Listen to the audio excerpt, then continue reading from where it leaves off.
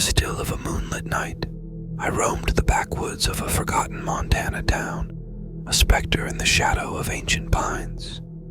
People often mistook my nocturnal wanderings for the meanderings of a lost soul, but I was anything but lost.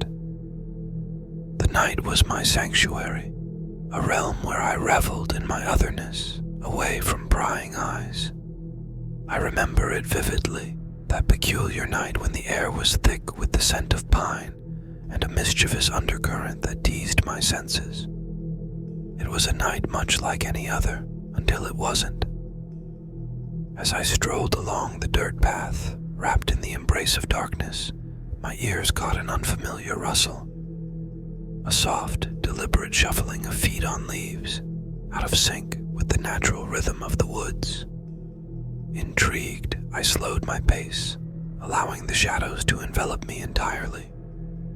That's when I saw him, a figure cloaked in a garish clown suit, his face hidden behind a grotesque mask.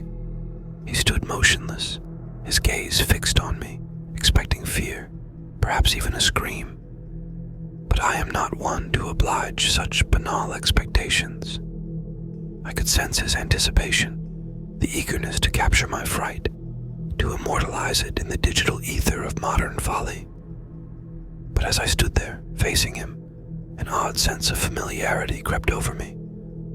Not of the man, but of the game, the hunter and the hunted, a dance as old as time. Yet here we were, parodying it in a twisted modern charade. Without a word, I stepped forward, my movement fluid, almost ethereal. The clown's confidence faltered. I saw it in the slight twitch of his hands, the uncertain shuffle of his feet. He was no longer the prankster, but the prey. His joke turned against him in the most unexpected way. As I closed the distance between us, a second figure emerged from the bushes, a camera in hand, ready to document the climax of their ill-conceived joke. They hadn't anticipated this, their prey turning predator, their script unraveling before their very eyes. With a swiftness that belied my form, I was upon the clown.